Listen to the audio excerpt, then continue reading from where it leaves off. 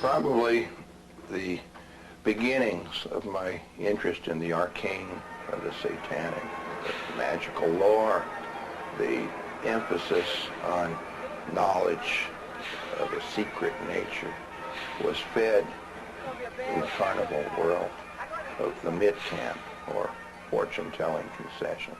The fortune teller's stock in trade is the ability to take ordinary situations and turn them into mystical events.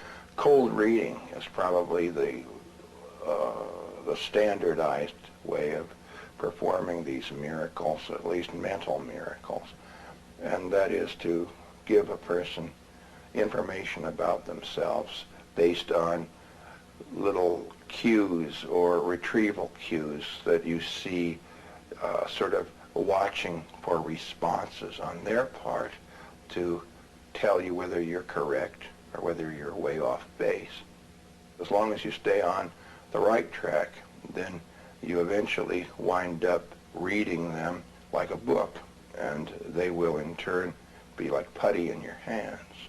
Of course, most cold readers now, at least from what I've seen and what I've heard, don't admit even to be cold readers or actual professional fortune tellers that use gimmicks or applied psychology.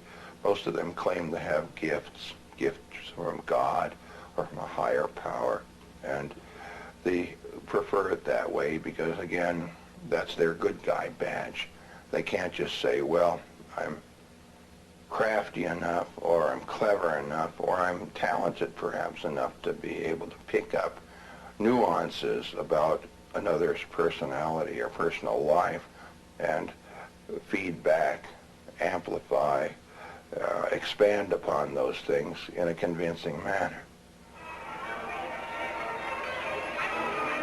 I played the calliope, I guess, from about 1947 up through 1966. When the Church of Satan was formed, I was still getting jobs and playing in parades, fairs, and things like that. Other than calliope, I played band organs and carousel organs. And they're basically the sort of thing you hear in amusement parks. And they used to have a keyboard that pulled out where you could play them manually. And some of them were actually intended to be played with all the sound effects, the bird whistles and the horse's hooves and the sleigh bells and the trolley gongs and everything, with a big row of brass pedals down at the bottom that you could push for the various effects. They used to use them in a sort of modified version. They were called photo players in old silent movie theaters, and they couldn't afford a big Wurlitzer pipe organ or something like that. So they would get one of these smaller things, which was very much like a merry-go-round organ, but with a keyboard and able to be controlled by the player.